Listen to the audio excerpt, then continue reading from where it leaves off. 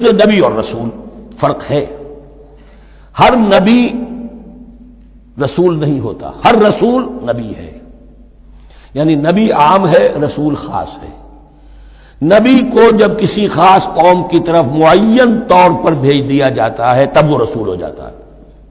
اس سے پہلے اس کی حیثیت ایک ولی اللہ کی ہے، بہت اعلیٰ درجے کا اللہ کا دوست اور ولی جس پر وحی آ رہی ہے. عام ولی اللہ میں اور نبی میں فرق یہ ہے، ان پر وحی آتی ہے، ان پر وحی نہیں آتی.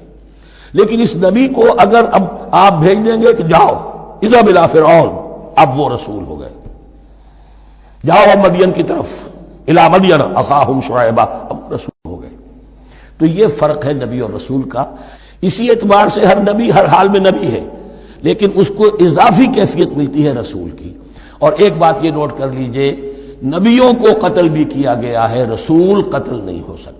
اللہ کا فیصلہ یہ ہے کہ لاغلبن انا ورسلی، میں اور میرے رسول تو غالب آ کر رہیں گے. جب بھی کسی قوم نے کسی رسول کی جان لینے کی کوشش کی ہے، اس قوم کو برباد کر دیا گیا اور رسول اور اس کے ساتھیوں کو بچا لیا گیا.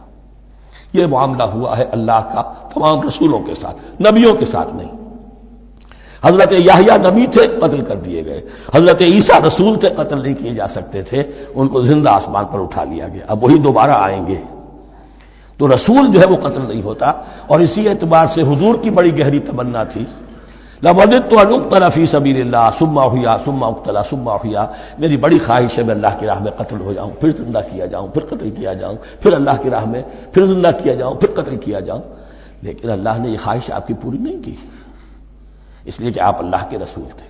اب یہاں نوٹ کیجئے گا، یہاں لفظ رسول تو آ گیا ہے لیکن یہ نبی کے معنی میں ہے.